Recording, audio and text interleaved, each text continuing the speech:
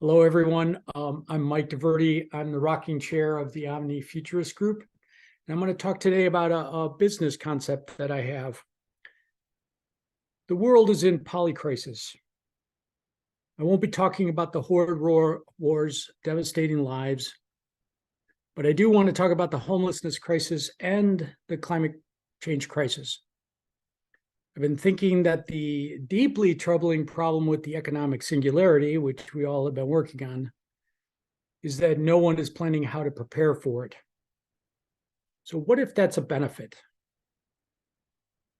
What if we could take advantage of the fact that we are seeing a problem coming and we are the only ones trying to find solutions? The problem becomes the solution. And I think I'm stealing that from Tom Ross, by the way. What if no one but us prepares for the economic singularity? What if there are suddenly millions of people who are out of work, poverty-stricken, starving, and homeless? What if we were prepared to actually give them food and homes? What if there was a way to house them that was cheap and cost-effective? What if the materials involved in that solution were derived from natural products? What if those materials sequestered carbon dioxide for hundreds of years? What if fabricating those materials was done in countryside locations that are struggling? And what if this was a product that could help them build an industry? I think I might have that product. So we got clean and renewable wind energy here. You know, it's an excellent development for us all and for our planet Earth. Solar power. How much better is it for everyone compared to the old, dirty, coal-fired electrical stations belching smoke and soot? But the composite blades of the wind turbines do not last forever. They weaken over time, and for safety's sake, need to be removed and disposed of. Fiberglass composites are buried after use. They never decompose, ever. And if you can't tell, that little yellow square in the picture is a gigantic bulldozer for scale for this landfill that we got going on in here in Wyoming, by the way. Solar panels are buried after use. They never decompose, ever. The life cycle of our designs needs to be considered cradle to grave. I've been very impressed by the pallet shelters that are composed of a half dozen fiberglass composite panels that a company in Everett has developed. These are now used routinely in homeless shelters. Each of these pallet shelters provides security, a roof, and privacy. They're usually used in co-housing situations in which large kitchens and group bathrooms are shared resources, but everybody has their own individual tiny home. But after they wear out, they last forever as landfill garbage. Of course, the problem with these is that they're fabricated with fiberglass composites and completely synthetic. They last maybe 10 years. They cost about $11,000 each. After 10 years, I would expect that they're thrown in the dump and they will never, ever degrade. By the way, that's my granddaughter on the left and the upper right. This is a quote now. Fiberglass does not decompose, regardless of the weather, chemicals, or other environmental factors. Fiberglass cannot be broken down by microorganisms. The fiber in the name represents plastic, and plastic does not decompose, neither does glass. Main issue is that plastic today is made from petrochemicals. The petrochemicals are pulled up out of long-term storage deep beneath the earth, and gases like carbon dioxide and methane are added to the atmosphere faster and faster, more and more, and this leads to climate change. So now I'll introduce some options to address these crises. What if there were biomaterials or bioproducts and they were compostable? Bioplastics, the origin of the material is from biomass. So some examples of that are wood, and we're not talking about cutting down trees and using them. We're talking about sawdust, that may be in a lumber mill, or food, as in food waste, or corn stalks, or sugarcane bagasse, or fibers like jute and flax. Decomposition processes, though, I got to warn you, are not always from natural decay with bioplastics. There's a process called industrial composting that increases the temperatures in the air supply for some of these bioplastics to break them down. What you see here are some pictures of some materials that could be used for bioplastics. So Dr. Sharif's Bangladesh is shown here at the top. It's a jute field in Bangladesh. It's a great posed picture with growing jute. That's the green, and then it's harvested and stacked up and dried. And if you look carefully, you'll see in the stream some jute in the flowing water. That's used for what's called retting. That's how they separate the fibers there. And in the lower right-hand corner, you'll see a cashew apple. When I eat cashews, I had no idea that that's what these things are. The red thing is a fruit that you can eat. Hanging below it is a nut. So there's a shell, and inside the shell is the cashew that we all eat. Between the shell and the nut is a liquid. It's a waste. It's called cashew nut shell liquid.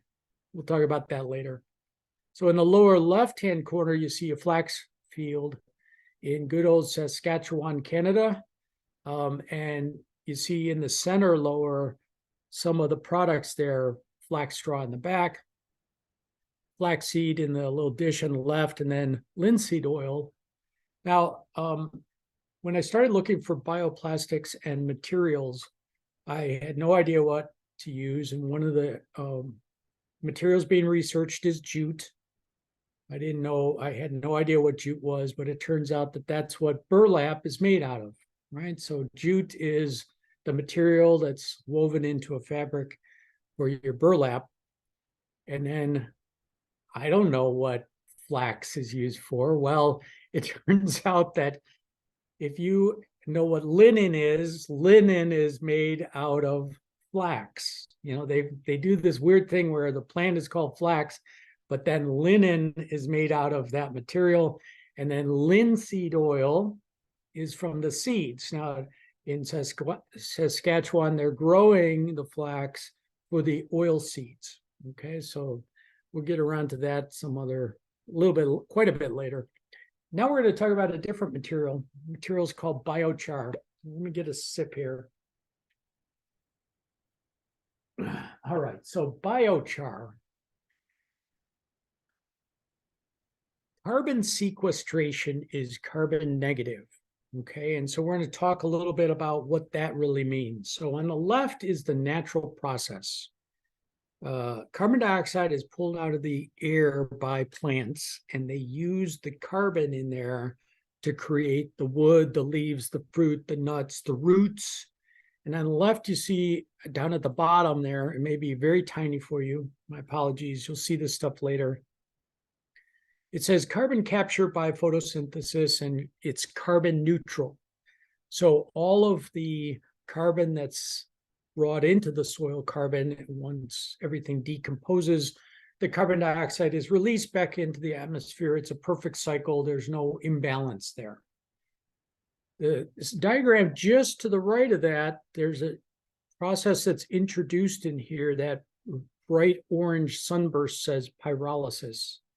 This is a man-made process in which you take natural materials and you put them inside a container, and you don't add any air, and you heat it up.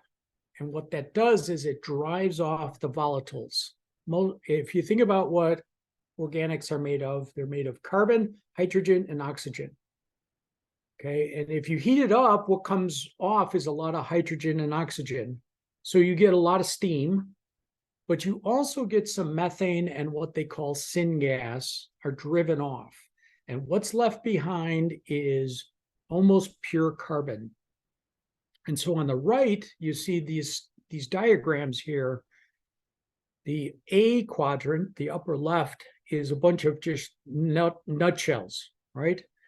And the orange arrow, pyrolysis, is showing you that if you take those nutshells and you put them through pyrolysis, you get what's on the right. The B quadrant is the nutshells after pyrolysis, and it's almost pure carbon, okay?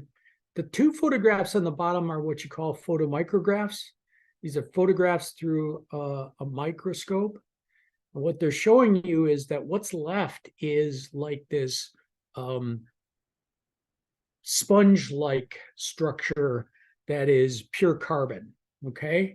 And so this is what you end up with, and pure carbon doesn't react, isn't eaten by microorganisms, not eaten by fungi, right? It stays there in the ground for hundreds of years, okay? And that's carbon sequestration from biochar. Let's go on. I've got a little bit more in case it isn't clear yet. So this is an overview of pyrolysis. So on the left, you've got biomass like trees and grasses or corn stalks. You put it through pyrolysis, and at the top, you see the gas, the syngas. Now, what they do with pyrolysis is when you drive off these flammable gases, they reroute the gas down to the same oven, if you will, and you use the driven off gases to continue to heat it. It's almost a self-fulfilling, self-perpetuating process in which the heated wood provides the gas that provides the fire. And when you have a campfire, it's not literally the wood that is burning. The heat that you start is driving volatiles out of the wood, and that's what the flames are from, the gas, okay? And the bottom part of there, the purple rectangle says solid. It's the black carbon that's left over. So another way of describing the pyrolysis and the carbon sequestration that occurs. Now, there aren't many companies that are doing what I'm proposing that we pursue, okay? But one of them is a company that's literally called Made of Air. I believe they're over in Germany. And this is from their website, and I'm just gonna read off some of the things so that you see what this company is doing, right? They say, we're in the business to reverse climate change. The next frontier of emissions reduction is materials. We make a carbon negative filler that radically decarbonizes supply chains. We transform products in mobility, logistics, consumer goods, and the built environment, helping you drive the net zero economy. Now, all these materials, all these product categories they're talking about are like cars or things that you buy for the house, or furniture, and some types of things that are used in construction, okay? So they didn't name them, but they're building stuff that goes into cars, for example, right now. And so then they explain how we create our material through carbon removal. So they say we save non-food bio-waste from being incinerated. We turn that waste into elemental carbon, locking its carbon dioxide content forever. Our fillers mix with other binders to create diverse carbon negative compounds. So that's one company.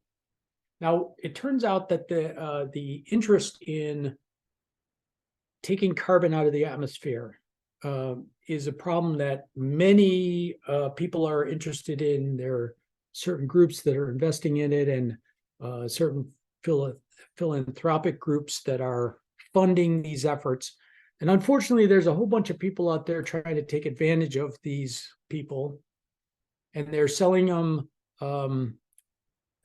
promises and speculation and wishes and dreams rather than actual products.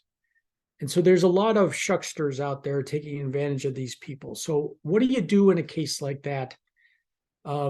There's an organization, and that's one of them is Puro Earth. What they do is they verify that the carbon is actually literally being sequestered, that it is carbon negative, and it is not a sham, it's not a lie, it's really happening. Puro Earth is over there in Helsinki, Finland. And by the way, I think they recently were purchased by NASDAQ. Why would NASDAQ be interested in this carbon sequestration verification? Because there's a carbon market. Okay, there's a voluntary carbon market, and there are certificates that are being bought and traded. So there's money to be made in markets trading these certificates. So the NASDAQ has this interest in this sort of market, and they need somebody to make sure that it's actually an honest market. Pure Earth is kind of like the top of the line on verification that carbon dioxide removal is actually happening. This is just a quick slide on their stuff. We're going to go on to the certificates themselves. They're called corks. I'm going to just read this kind of quick. Most carbon offset schemes primarily focus on emissions reductions. Pure Earth focuses exclusively on carbon removal. So some companies are saying, well, we used to put out 200,000 tons of carbon dioxide. Now we're reducing it down to 170,000. They're still pumping out a whole lot of carbon dioxide, just less. That's what most companies are doing. These guys are focusing on the ones that actually pull carbon out of the atmosphere physically and sequester it forever. Okay, so there's a difference.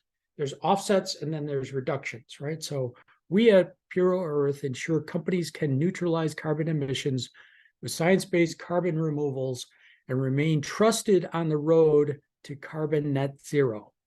Okay, so our platform brings together suppliers of carbon net negative technologies and climate conscious companies. We issue verified carbon dioxide removal certificates, corks, based on the Puro standard. Puro standard is the first standard for carbon credits based on the carbon removed from the atmosphere and stored long-term in carbon net negative processes or products. The methodology of the Puro standard are science-based and durable and therefore dependable for precise compensation of emissions. When there's money on the line, then they want somebody who can make sure that it's real. And the little diagram there, I know is impossible to read at this point, but what they're trying to show is that any product has two parts to it. One might be carbon neutral, but part of it they verified is actually net negative, and off to the right, that net negative is turned into these corks. So you have a physical product that you're selling, and then you're also selling this proof that we have removed carbon dioxide from the atmosphere. So there's two products out of one thing. And in the case that I'm going to talk about, it actually gets a little bit more complex than that. So hold on a second. All right. So real quick, I'm going to try to go through this. This is my depiction of what probably the pellet shelter panels are made out of. We got about 40 years of experience designing composites for aerospace. I don't know the exact materials that they're using here, but I got a good guess, okay? And what I'm going to talk about today isn't just for these particular types of panels for these homeless shelters. It could be any kind of composite structure, but we're going to start here, and I'll explain why in a minute. This is a composite sandwich diagram on the right. And we call it a sandwich because if you look at the left and the right orange parts, imagine those are rye bread. And then the pinkish purplish brick in the center, imagine that's a chunk of ham. That's a ham sandwich, okay? So we call it composite sandwich. This is a type of composite construction, okay? So the center part is the composite sandwich core. Typically, the shape is either, the material is either a honeycomb shape or a block, a solid block. And the materials are either metal foil or petrochemical plastic foam with glass microballoons. And you do that because you want it not to be too dense and heavy, so the all the glass microballoons are permanent bubbles of air that lower the density, lighten the foam, okay? And then the left and right orange, black striped pieces are called face sheets, composite sandwich face sheets. Typically, the reinforcement in inexpensive structures is like a glass fiber, which is inorganic, and the matrix is a glue, okay? An epoxy, which is, of course, petrochemical. And so for these face sheets, think of it as like fabric, and then you soak it in glue and let it get cured or hardened, and that's what your face sheets are, okay? So this is typical, and at the top you see I'm saying this will last forever as landfill garbage, okay? That's the problem that we're discussing here today, okay? So the next slide, what I'm doing is I'm comparing the typical sandwich on the left that we just went through, and now we're going to talk about my proposal, okay? The core, the composite sandwich core would be a block, but it's made out of bioplastic foam with biochar in it, okay? And what does that mean? That means that you will have biochar that has locked the carbon in there forever in the material that you're selling. And it's surrounded by a bioplastic because we're trying to avoid using petrochemicals, right? So we're going to use a bioplastic foam with the biochar to lock away the carbon forever. Al Gore would call it a carbon lockbox, okay? All right, so then on the composite sandwich face sheets, the reinforcements are not glass fibers, they're natural fibers from a plant source. And the matrix or the glue is a bioepoxy, also from a plant source. So that's in other discussions, we'll talk about some of the details of that, especially after this little break coming up. But I'm going to say that's the description of the material. And now I'm going to talk about what I have for the business concept. Okay. And we're almost not, we don't have that much more to go with this part. This first part. So the business concept, what I'd like to start with is this idea of divide all businesses into thinkers and doers. The business I want to propose is just in thinking, consulting, research, sales, and marketing. But what we'll be doing is connecting to the doers, the ones that fabricate and the end customers. Okay, why? Well, I'll explain why in a little while, but there's no way that we want to invest hundreds of millions of dollars into building factories and researching these materials, right? There's already companies that are close to being able to do that. And then, of course, the end customer, like a pallet shelter, they're already set up to cut up these sandwich panels and make this final product, right? We're not trying to reinvent them. What we're trying to do is improve their products, okay? The problems that we would be simultaneously solving, though, would be housing the homeless, the pollution from petrochemical plastics, and sequestering large amounts of carbon, simultaneously all three.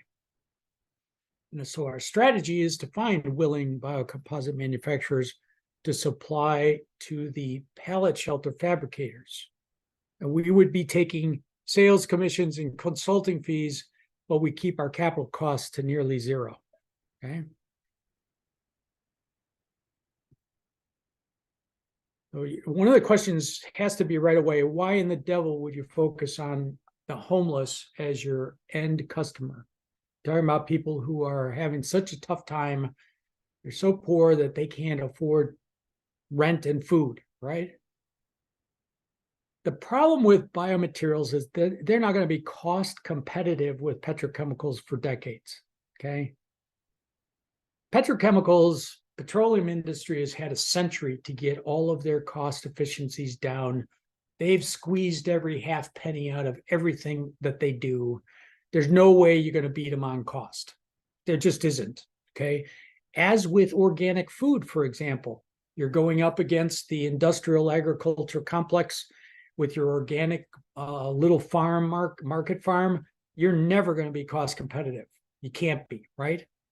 The higher costs drive higher prices, which reduce the demand. You're not looking for a mass market. You're looking for very special starting customers. As with renewable energy or electric cars, the government provides incentives to encourage consumers to install solar panels or buy an electric car. This is David Wood's mixed market at work. I just read his chapter, right? So this is the government saying this is a good thing. We know that it's not cost competitive. They're encouraging us to do it by giving us tax rebates. Tesla's electric cars have colossal rebates on them granted because they're electric cars. Same with his solar panel company, right? Same with his rockets. NASA is paying for it, not General Electric. Okay, so here's a really interesting example of that just came up a couple days ago. The biggest, by the way, my acronym for BCC, that stands for biochar composite. Okay, so the biggest potential biochar composite customer on planet Earth is the US federal government, right? Here's a Reuters headline from November 6th, just a few days ago. US invests $2 billion for lower carbon construction at federal buildings. So the quote is, the Biden administration on Monday said it will invest $2 billion in 150 federal building projects across 39 states, just in time for an election, I think, okay, that uses materials that minimize carbon emissions, right? So they're spreading this money across many states. There's government intervention to try to help sequester carbon and use better materials than petrochemicals. So the business concept that I'm pitching is that this would be a worker-owner co-op. You're all shocked that I'm talking about this, right? A for-profit business, all the profits are shared equally, hourly pay rates the same in this company for all positions. We're not going to have salaries for a long time, right? It's going to be a long time before there's any sort of pay at all, right? I mean, this is a startup, okay? The goal is to have living wages with good benefits. The company would be a for-profit Washington State social purpose corporation. The SPC is similar to B Corp, if you're familiar with them. The SPC structure allows moderation of our profits in order to achieve ESG goals. So we could divert some of our profits to help the homeless, for example. The problem I've described many times with the typical corporation, you got the fiduciary duty, right? That means you must maximize profits, or you could be sued by the investors or the shareholders, or even the worker owners or their union for not maximizing profits, okay? We get some protection if we set it up as an SPC. So the guiding principles I want to pursue are go slow. I'm not interested in doing this as fast as possible. Going fast is going to create mistakes that I don't want to deal with. Okay, I want to do this right. I want to do this correctly. I want to do this honestly. I don't want to overpromise and underdeliver, right? Okay, so I want to go slow. And I want to have separate conversations with Maura to explain to her what slow means. She's not going to like this, okay? So, and I'll talk to her separately about this. I mean, she's great, but man, the idea of going slow is going to be a new idea for many of us, okay? It's opposite of what we're always told. I want to start small, okay? I want to start small partly because if you make the wrong decision on the exact material system, you can make colossal mistakes. We're not going to start with a big factory. We're going to start with lab bench size checks on processes with small other partners, right? And I'm aiming for permanent. I'm not a spring chicken, okay? This company has to last a long time. I would like a group of people that get together that have a mix of ages and interests, and over time, the group will continue on for a long time, okay?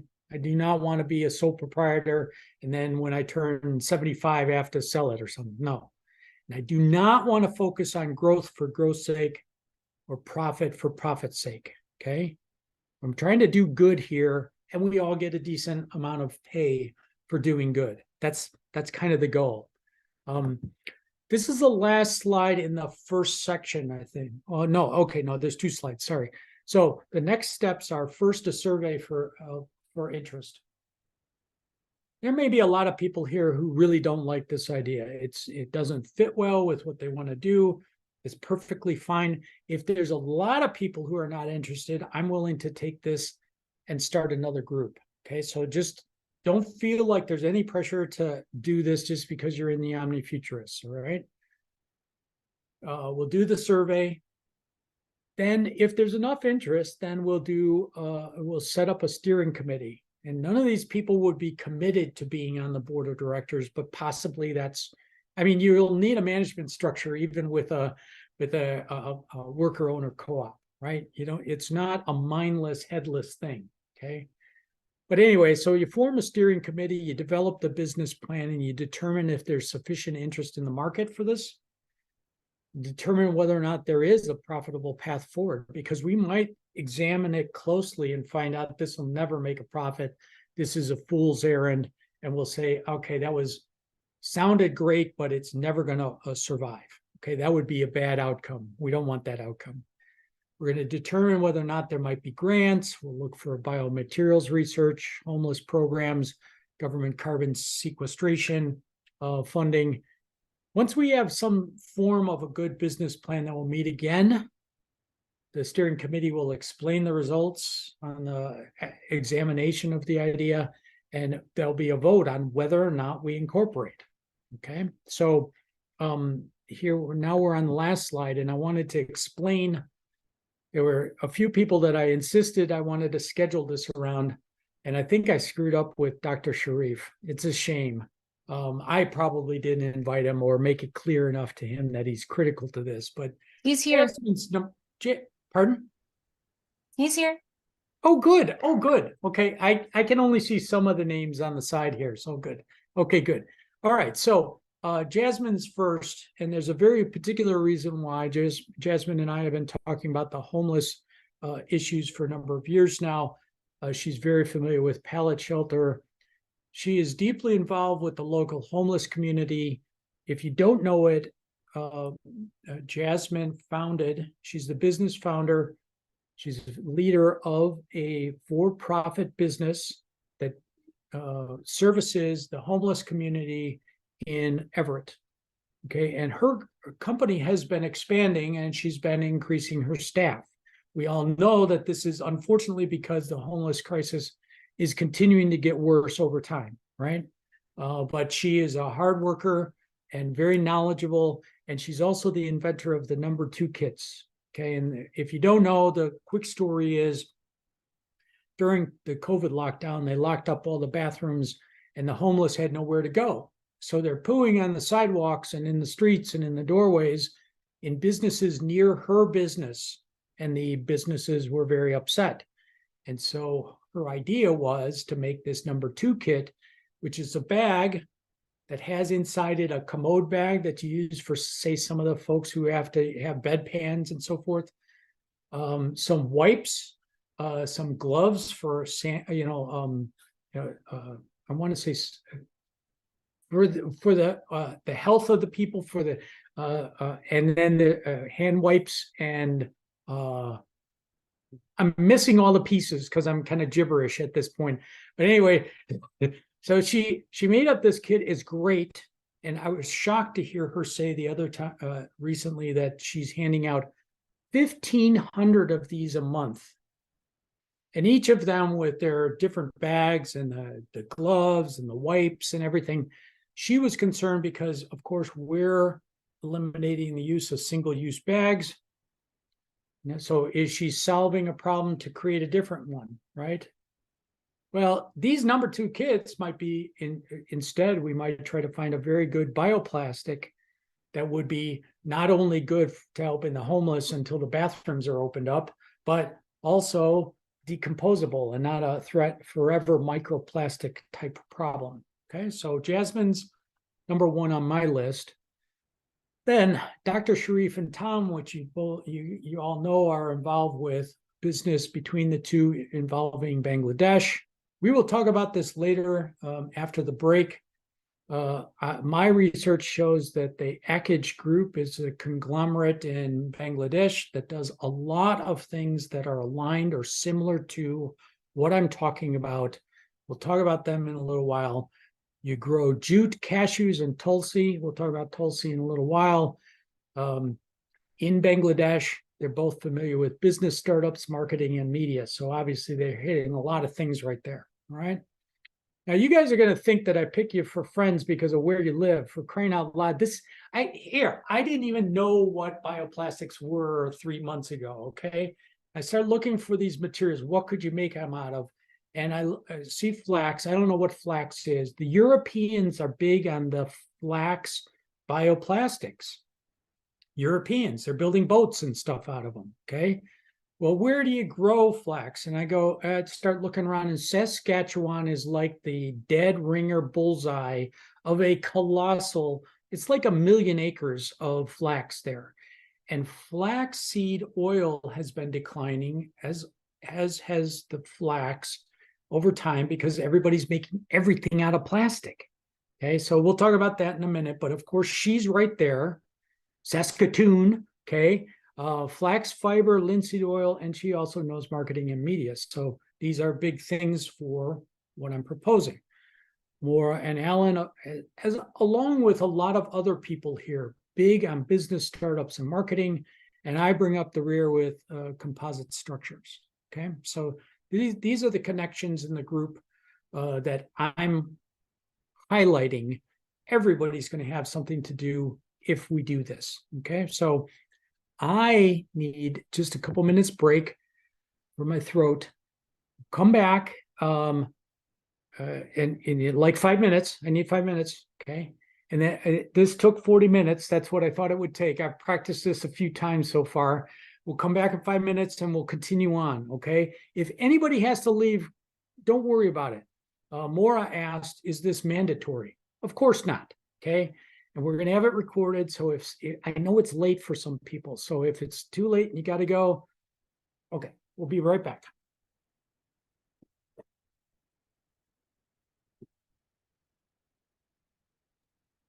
Mike, could you put slide 22 back up, please?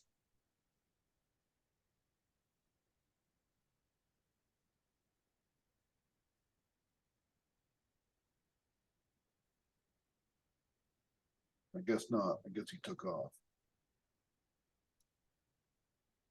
I'll see if he can send me his slideshow and I'll send it to the group in Discord after. That'd be great. Yeah. Are you taking notes about the slides? I noted that one because it had all of the benefits for the different stakeholders, which seems the best way to evaluate it. Does it meet goals that people are problems that people have, right? That's the Yeah.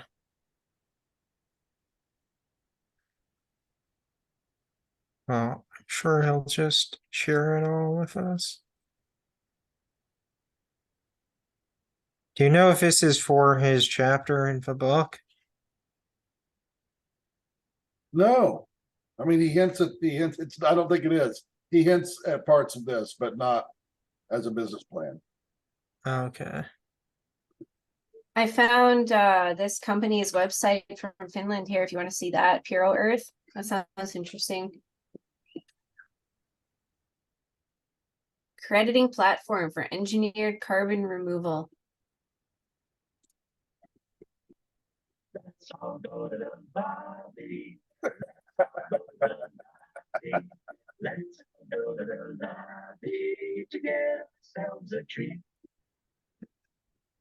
Thank you, Ben. I'm gonna get myself some water here in just a minute. Yeah, I'll be right back.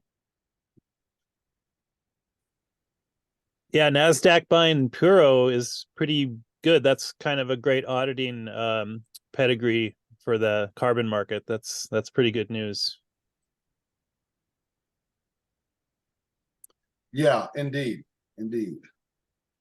Kind of like Price Waterhouse doing the envelope please at the Academy Awards. Although that's been problematic a few times.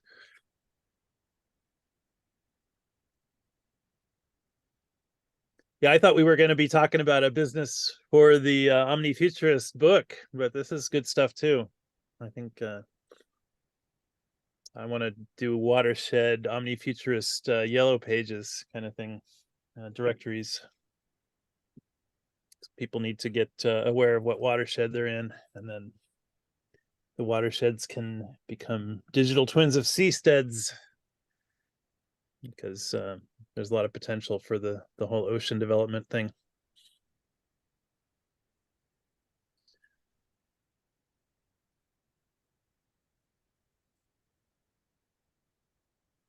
Hey, Daniel, I got your invite on Alignable. Oh yeah, I saw you on there. How long have you been on that? I am Daniel Twed from Permatrail in Thousand Oaks. I'd like to add you to my network on Alignable. It's like, have you not met me? I mean, it's just so formal. Oh, it's an auto-generated thing. Yeah. Yeah. I saw your name on. I thought you were already on there. So Yeah, I'm not familiar with it yet. I mean, I get a lot of invites and things and there's a lot of classes available on it. I haven't really looked at it that much. yeah, it looks like an interesting alternative to LinkedIn, or supplement to Yeah. LinkedIn. Okay. How's your new job going? It's good. I'm working tonight, actually, from Oh. like 10 until 5 a.m. I'm working. This isn't the UPS thing. That didn't come through because I mentioned transhumanism and the guy was a hardcore Christian. Oh, And he said, "Oh, I'm going to Google transhumanism when I get home." I said, "Oh, boy. Here we go. See you Okay, later." I'm Nice going to knowing you. interrupt. I'm going to interrupt so we can get through this, everyone. Please go back on mute so they can buzz through the next part. What I'm going to do is there's a section on Bangladesh, a section on Saskatchewan, and then a little bit of what I've gleaned from business projections for biocomposites. I know some people have to go. After that, Q&A. Everybody can come off mute and we can start talking about it if we want to.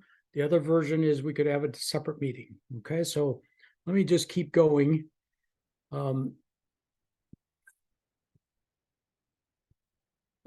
In case questions come up on biochar versus charcoal, we'll get back to that later. This is just a quick diagram that shows that there's different ways to make plastics. One is petrochemicals, the other is biomass. Okay, well, we're not going to spend any time on that kind of detail. You guys will be able to see all of these slides. I just wanted to wait until after the meeting before I let them loose. There's scientific research papers. I'm going to load you guys up. I know you can't wait to read about 50 research papers. I'm going to load them up in Discord on different materials. There's all kinds of stuff on cashew nut shell liquid composites. Let's talk a little bit about Bangladesh. Here's a jute field. Okay, and I wanted to spend a little bit of time on that cashew nutshell liquid. Some of these diagrams here, the upper center diagram, you can see the liquid between the cashew nut and the shell. That's the material you see in the upper right. They're refining it. And then the lower left is showing some of the chemical formula for the different materials. Cardinal is an actual industrial material made primarily in India. But anyway, that's a precursor that's been used for some epoxies. You see clove and clove oil there in the lower right. That's for eugenol. That's another part of the epoxy systems. Upper left, again, that same picture of the jute field, cashew nut shell, cashew apples. Tulsi is an herb that has better availability. It's easier to get than cloves. When one of the researchers was making eugenol out of this clove oil, and so I started looking into cloves and where they're, it's a lot in Indonesia or whatever, very expensive compared to Tulsi, which is grows like a weed, and it has the same material, just not in the same concentrations. So I'm looking for different materials that none of this is locked down yet. There's some really good materials that I have found so far. The Orishi mycelium, I think it's primarily on the next slide. Yeah, you see some bricks. People are looking into the mycelium is for any sort of a mushroom. It's the roots underneath the soil. That's mycelium. And what they're doing is they're starting to make bricks of this stuff. So it's another type of biomaterial, okay? And then this is Tulsi again with the eugenol out of the Tulsi. These are, the plants are used to provide starting material for your bioplastics. That's what I'm trying to illustrate here. Now for Bangladesh, I mentioned Akij. So here you've got Akij jute mill. They have jute mills in the Akij conglomerate. Akij plastics, they make plastics. This is Akij board, they make particle boards. They've got an engineering institute. And along the bottom, ceramics, flour, jute, plastics, polyfiber, textile, okay, agro. This is a large conglomerate. I've got more stats on it. It isn't really that critical right now, but I'm trying to say that I've been doing a little bit of research on Bangladesh. Here's where my friend Dr. Sharif is in Dhaka. I suspect that's where he is right now. Now, almost all of these places have multiple spellings. So Comilla is a great place for growing jute. Chattogram, also known as Chittagong, believe it or not, is a fantastic port with a special export zone.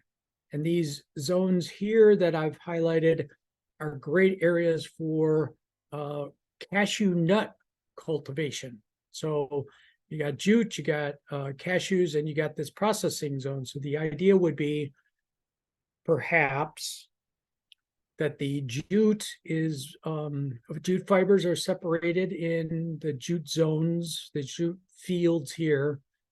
The cashew nuts are separated here or trucked down to this special export zone. And this might be a location where you might have bioplastics, biocomposites made. And then this is a very active port in Bangladesh. Ancient, actually, is my understanding. It's been there for hundreds of years as a deep water port in. And so anyway, this was one company, Akij, and some of the locations where some of this could be made. Here's jute cultivation areas, production areas in Bangladesh, in indicating different levels of suitability. There's a couple different types of jute. Some are better than others. We don't need to go into that level of detail. What I'm trying to say is Bangladesh is not a fluke, okay? And, you know, as I do my research, check this one out. I just found today, and this was funded by Bezos. He's got some sort of nonprofit that he's funding, a foundation. The Bezos Foundation did a map of suitable countries for biochar. Number one ranking, Bangladesh. Okay, so biochar. Okay, I just found that out today. So Bangladesh has a lot going on there of interest. Canada. All right, so one of the first things I come across is Biolin Research Incorporated in good old Saskatoon. Okay, he is looking for things to do with flax straw, fiber, and shive, and he's got composites that he's working on, and you know it's probably just a couple PhD dudes. Then there's a company called Titan. They have a couple different names so far. They're one of these startups with a lot of great ideas. They're down this road from you, Alora, in Crake. Okay, you'll see a map in a minute. Okay, and you don't have to write nothing down, kid. So the Titan company has been doing a number of things. One is biochar. The other one is trying to use these flax straws in composites and plastics. Here's their material called Redesco. So they're creating the biochar, they're adding it to the binders, and they're making plastics, bioplastics there just down the street from you.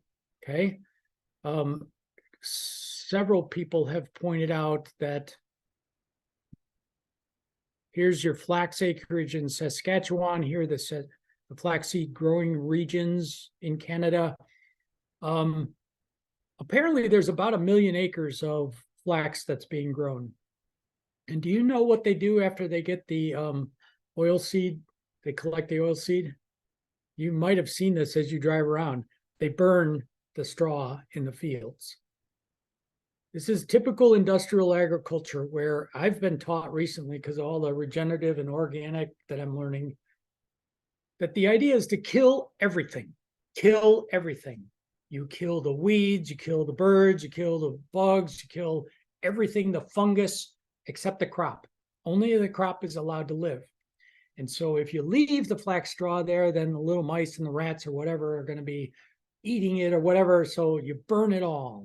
Okay. And you can imagine if we go from taking 1 million acres of burning flax straw to 1 million acres of biochar to sequester carbon, you've gone from releasing tremendous amounts of soot, smoke, and carbon dioxide in the air into getting it into the ground safely, making things better. Okay, so I'm doing my research on good old Saskatchewan, and here's the map I was promising you. There's actually a Saskatchewan Flax Development Commission. Did you know that, Alora? No, you're not a member? Okay, so, and you got the Saskatchewan Polytechnic in Saskatoon, and also down at the bottom in Moose Jaw. I did not know there was a thing called Moose Jaw. There is actually a city in her state called Moose Jaw. Anyway, you'll see them, I think, in the next slide. And between the two is Titan Clean Energy. They keep changing their name. I think that they're struggling. We'll talk a little bit more about some of these guys that are doing.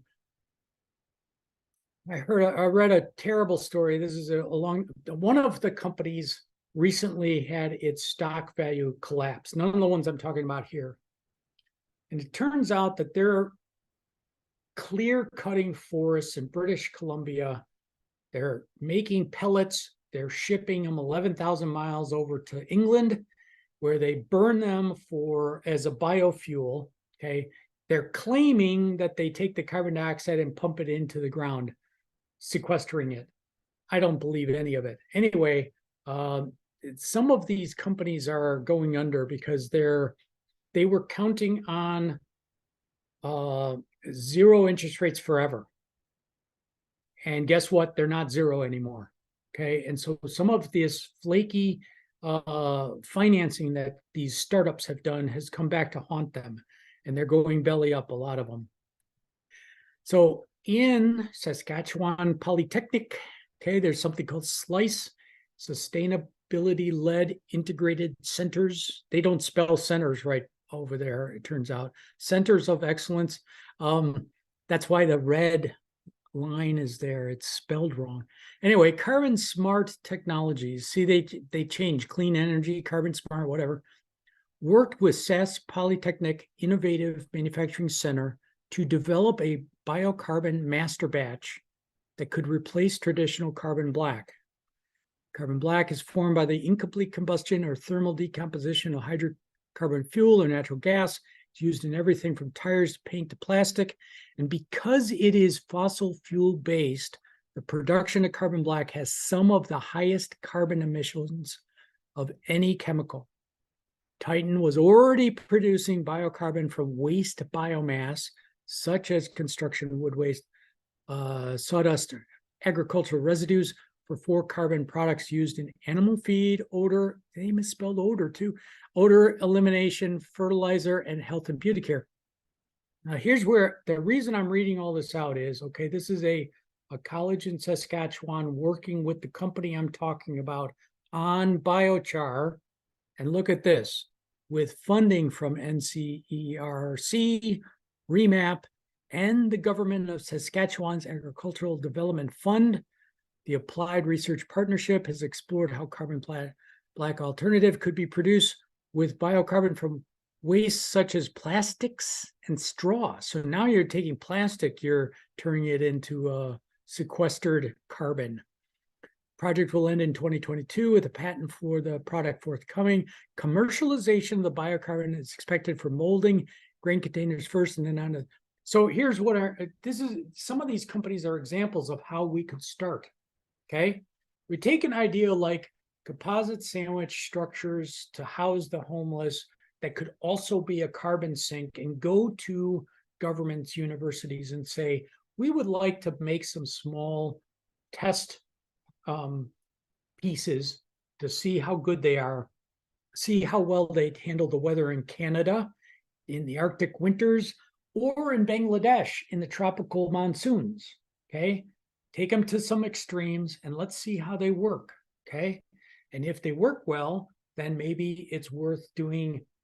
And by the way, I'm going to stop for just a second and say, look, here's where everything started. I started having nightmares. So before Tom runs, I want to just say my nightmare went like this. Economic singularity works like I expect. Millions and millions and millions of people are suddenly unemployed. Artificial intelligence, robotics takes a lot of jobs. They're more cost effective. You got millions of people unemployed, millions of homeless. So you start building the typical pallet shelters out of fiberglass, regular plastic, and you've got millions of these. They last for about 10 years and then they go in landfill. What are we going to do with all that garbage? Okay. So it was, well, maybe we can use that bad thing and use the crisis as the solution. Okay. So that's where that started. Now, the last part of this has to do with the business case. Okay. So there's the Made of Air group. Here are some of the other companies working on bioplastics from another consortium that I was looking at. Okay, these are mostly Europeans. Oh, went too fast. I double clicked. Sorry. Let me go back. Okay, so then there are some projections. Okay, and Nova Institute is one of these European, I think it's German, institutes that is really going deep. The Europeans are very far ahead of us on carbon sequestration and getting rid of traditional plastics. What are we doing? How do we do bioplastics? Now, this is a diagram that's supposed to talk about production capacity from 2018 to 2027. And I don't believe any chart that's a hockey stick like something like this, where things are going along kind of sleepy, and then suddenly kaboom, right? It's not going to do that, but it is going to increase. The most suspicious one is this sky blue section that goes from almost nothing last year to, in a couple of years, it's colossal. And that is polylactic acid. Polylactic acid is made out of cornstarch and sugarcane starch, and it's very good bioplastic and very biodegradable, but that growth rate is suspicious. What's not suspicious is that this substitution of bioplastics for plastics is going to happen. The question is how fast. Okay. I'm going to talk about something else real quick. Okay, so this is another fanciful chart where 88% of your carbon embedded in chemicals and derived materials. Let me stop for a second and explain what they're talking about here is. What they do in some of these diagrams is explain that all the things that have to have carbon in them. You're just not going to get away from it. Okay. A lot of structural things are going to need some carbon. Plastic or wood, something like this in construction of homes, for example. Furniture, it's either going to be wood or it's going to be plastic. Your clothes, okay? They're either some sort of synthetic fiber or they're cotton or they're, I learned, made out of flax of all things, right? Okay, so you got to have carbon in there, right? You got to get the carbons from somewhere. And what they're trying to get us to think about is instead of sucking the carbon out of the earth where it's been imprisoned for millennia, and releasing it. Keep it in a cycle above the earth, right? Take the carbon dioxide out of the air and use it. Okay, but what they're saying here is right now, 88% of your carbon is coming out of fossil-based sources. And by 2050, magically, it goes to zero, and we're recycling, we're pulling it out of the air and carbon dioxide based, and we're bio-based. It's not going to happen that quick. Okay, even 2050 is too fast for that kind of a conversion. The point, though, is it will change. Okay, and we're at the very, very beginning of what's changing. It's a good time to try to get involved. Here's your demand. Textiles, I was talking about textiles, and then pulp and paper, and then wood construction and furniture. They're trying to show you where do we use carbon? And then, of course, you know, oil and chemicals for plastics, right? And these are just some diagrams of how much is used. What is our supply for all this? Almost all of it is oil or gas or coal, with tiny, tiny amounts of biomass, fat and oil, sugar and starch, and recycling. Recycling is a pathetic, tiny amount of all of our source of material. Okay, there are other opportunities for this business if we're going to be the thinkers and not the doers. Besides housing people, we want to feed them. We're not going to go into this today, but I'm going to mention to my good friend Jasmine that I'm making progress on my agroforestry housing type thing. If you guys haven't heard of it before, there's something called Rooted Northwest. And I don't know, Jasmine, if you've ever heard of this place called Arlington Heights, but these folks bought a 240-acre farm, dairy farm, and they're going to have small clusters of homes and retain the rest of it as farming. I will probably be starting to sublease and do some agroforestry at that location. So there's other things for us to do besides these plastics. So, okay, so that's my details on business, what I found out about Canada and Bangladesh. Thank you all very much for your time today. You all can come off mutes and start asking me all the questions, or we could end for tonight because everybody's tired or they want to go party, one of the two, or work like Tom. Go ahead, guys. I would like to see slide 22 again. Sure. They're very specific.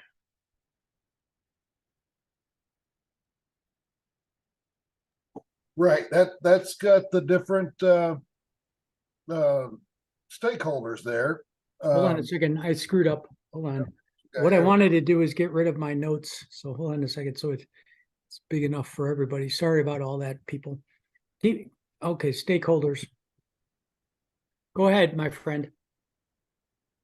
So, right, I see that you've got us in the thinking, consulting, research, sales, and marketing category, and we are connecting the doers, the fabricators, the growers, and the customers. Customers is the other thing that we're looking at finding. I mean, one is to house the homeless, two is to get rid of pollution from petrochemicals, and three is to sequester large amounts of carbon. And those are very different markets, so to speak. So Yes. just yeah. Yeah. So I want to kind of revisit that. Yeah, no, and let me go through this really quickly for everybody, right? For just a second here, let me go to this slide. Okay, you're selling the panels, right? Whoever's making these panels is selling the panels and we get a cut, right? That's the idea. Right. But we're also sequestering carbon. So we and whoever's making them are going to share these corks for sequestering carbon. And in theory, we're also offsetting. So there should be Right. separate certificates. So I think and you're right, they're very different things. And maybe we're not involved with all of it, but these are the potentials. Well, if your nightmare comes true with the economic singularity, and there will be millions of people out of work, a lot of those people might be homeless, and can we bring them into this workforce? Can they be part of the solution? Because we'll have a lot of probably highly skilled people involved, and even if not, if your nightmare doesn't come true, is there a way to bring the homeless people into this business? Boy, you're a fantastic segue. And Jasmine, you can double up on this one. This particular company, Pallet Shelters, is just fabulous in many senses. They hire folks who have records. And if you know folks who've been convicted of anything, trying to get a job after you've got a conviction on your record is tough as hell. The night is young. They also deal with folks who've had previous, like me, I'm a recovering alcoholic, right? People who've had addiction problems in their past. Okay, so this is an extremely good example of a company that does hire folks who are struggling to keep a job. Okay, they have a no drug tolerance policy there. Anybody that doesn't test well, man, you're out. Okay, you can come back when you're clean or something like this. But you know, so yes is the answer.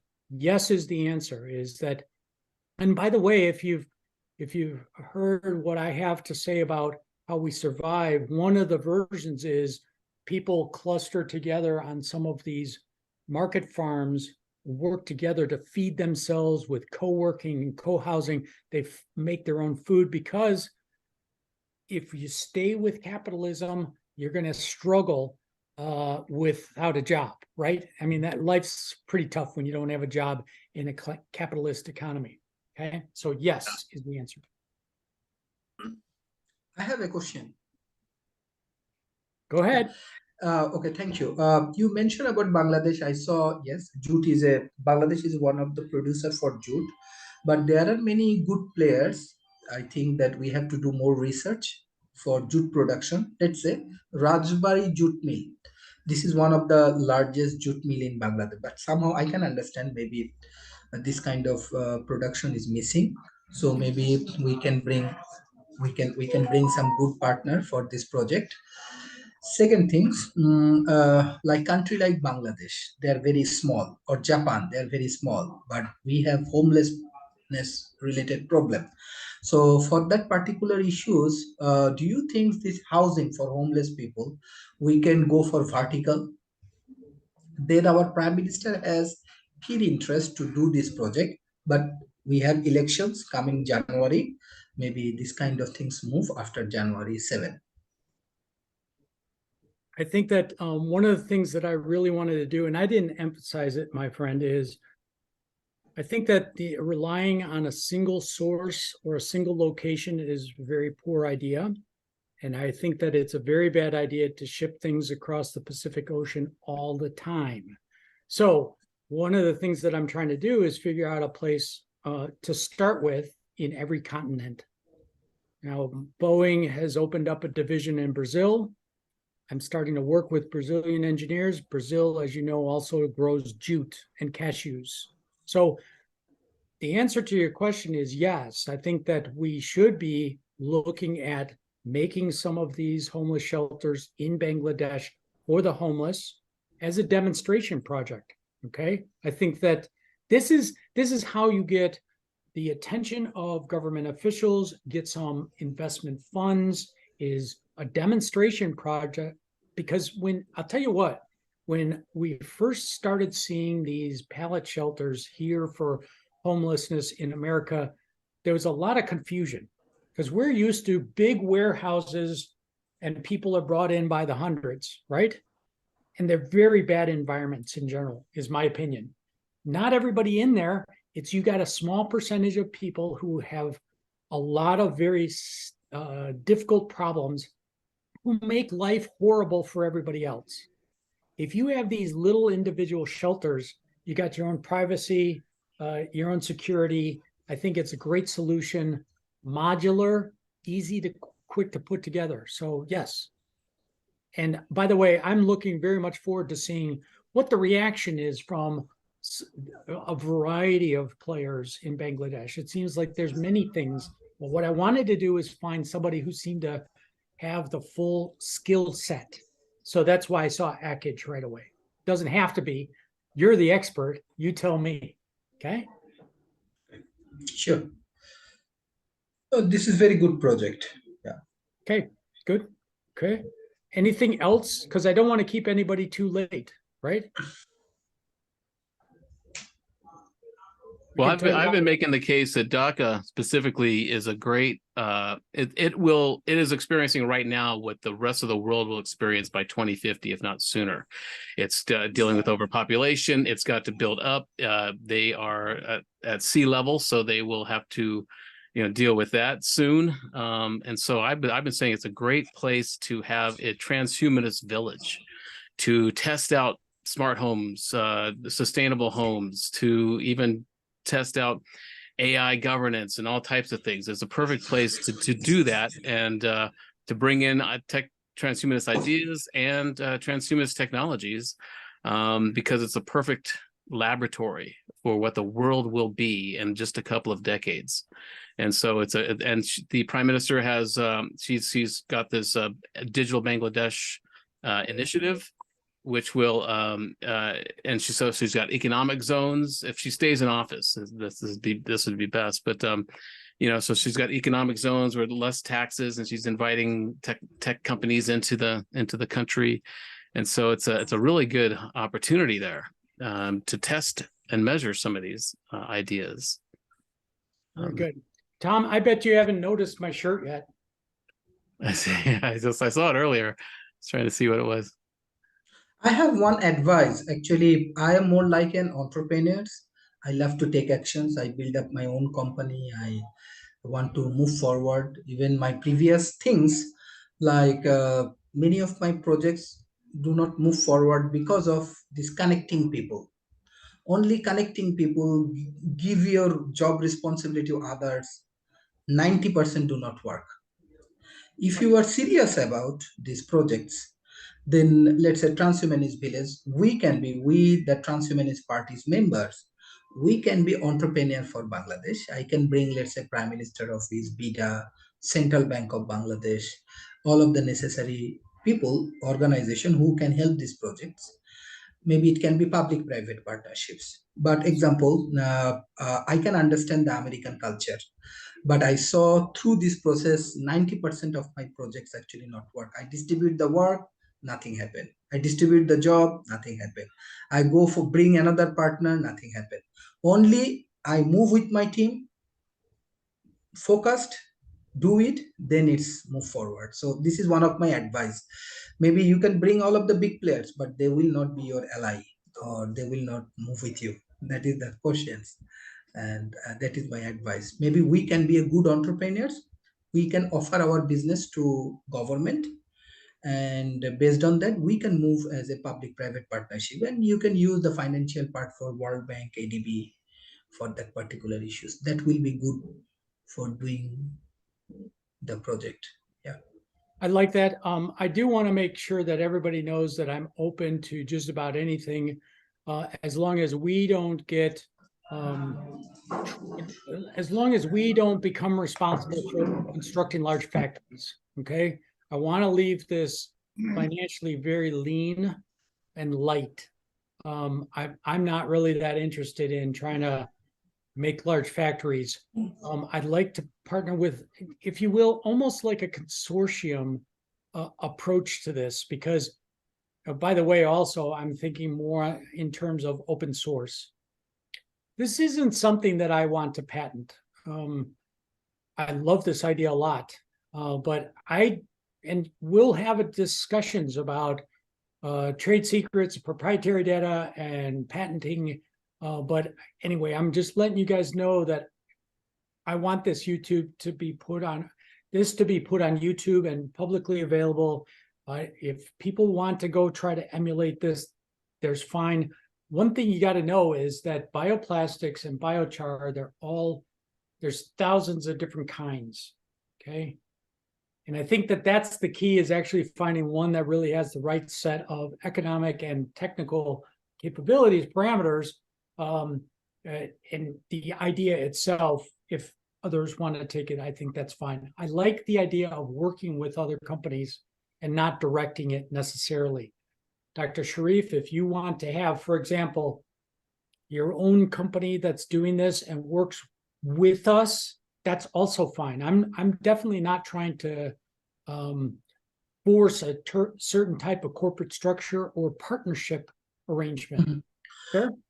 Example, I'm just helping you because I'm just sharing the policy. Let's say for public-private partnership projects, you get all of the necessary support from government. Example, for these projects, our Prime Minister has major issue. Even the last Dhaka universities, I think Tom also visit Dhaka University. She get awarded for her father.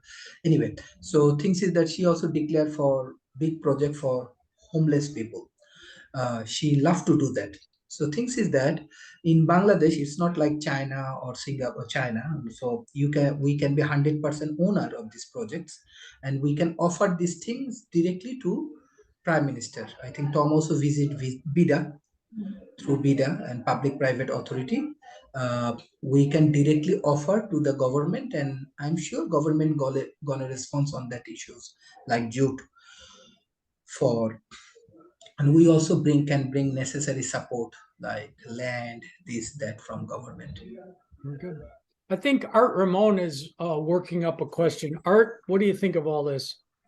Oh, actually, I wasn't. I was just trying to focus without my glasses.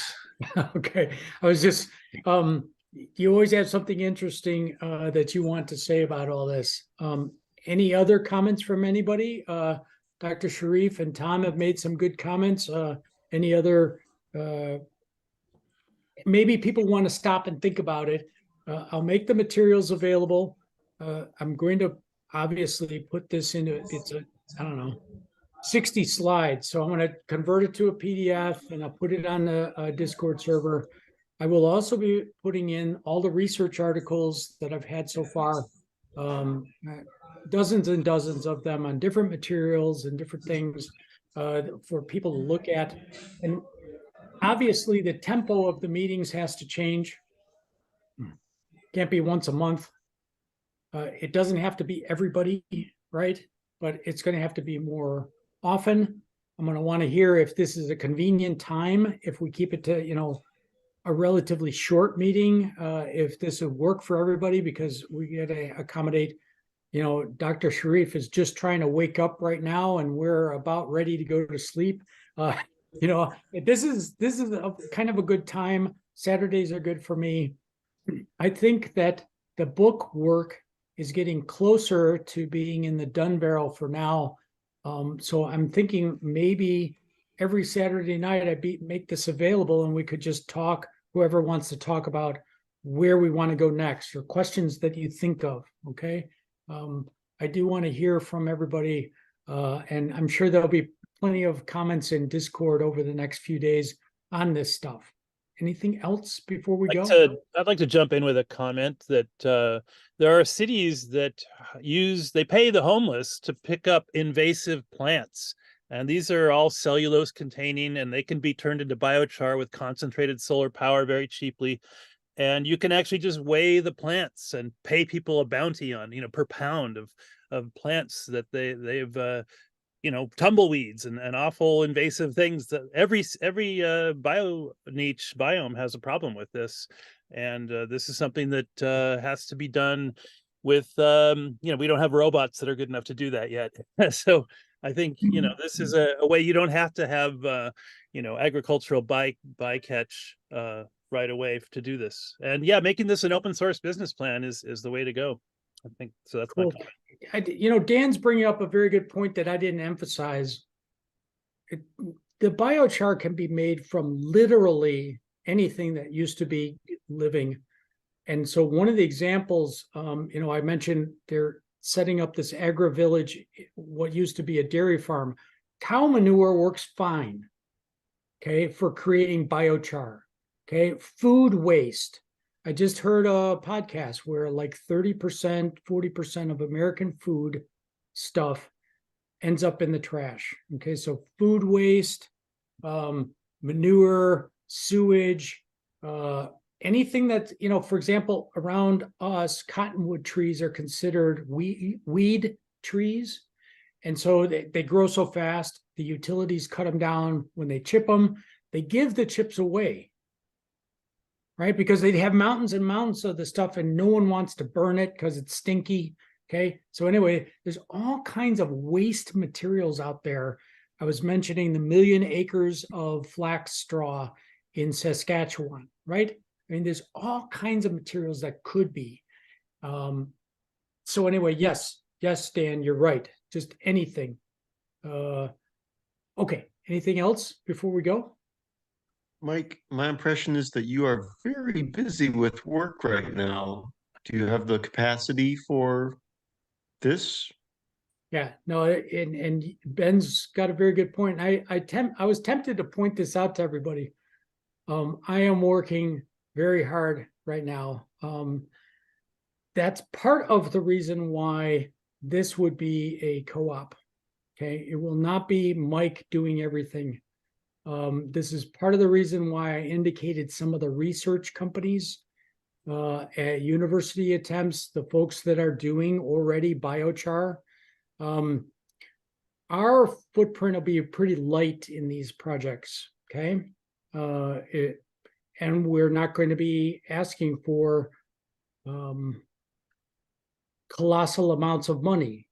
Sales contract might be at 10% on revenue, for example, or less, okay? On that note, though, I will not be traveling to different plants to be introduced. I know that my good friend, Dr. Sharif, is going to ask me to fly to Bangladesh. Okay, there's no way I can do that right now. But let me try to put this into perspective for you for just a second on how important this is to me personally. I have about 13 patents for spacecraft dispensers that were issued in countries around the world. At the moment, I'm shepherding a new 6 patents through Boeing for a new type of antenna installation we're going to do on commercial jets. I'm leading a very large group on this work right now, and it's really high pressure. But for me, when I first came up with this, I turned to my wife and I said, this is the best idea I've ever had in my life. Way better than the spacecraft dispensers or the antenna installations that I'm working on right now.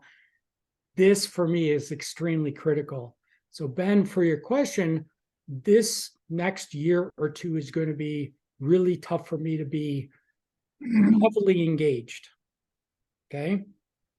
For most of us, I expect this to be part-time work, right? This couldn't possibly be full-time for anybody. We're going to be investigating the possibilities and the level of interest and who can run. We will not be making the bioplastic or biocomposite components and testing them in the lab. We're going to need to find professors and their postdoc grads who want a project, who want to work on this. And what's interesting is the biochar research has exploded. The bioplastics research is exploding because it's new territory. They're all trying to write papers on it because it's new material and original research. So you're pointing out something very important. I'm not going to be able to devote full time to this. You're right. That's why I want to go slow and easygoing, right? My work level will not remain this high forever. This is very typical of aerospace. There's a very big peak, and then after we get past the first few builds, it will settle down. Thank you. Thank you for understanding. Okay. All right. Anything else, or are we done for tonight? I do want to tell you all that I truly appreciate your time tonight. I know that it's late for many of you. Thank you for not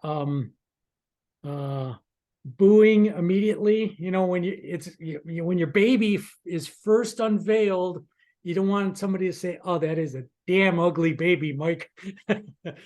So I can't wait to talk about this with you guys more. And thank you again. I think we should all say good night. Good night. Have a good night, everybody. Bye. Thank you. Bye, guys. Thank you. So Thank thank you. you. That's a great presentation, Mike, and look Mhm. forward talking with you about it more in the future. I Yeah, can't wait. yeah, Thanks, guys. yeah. Thank you. Thank you, Ada.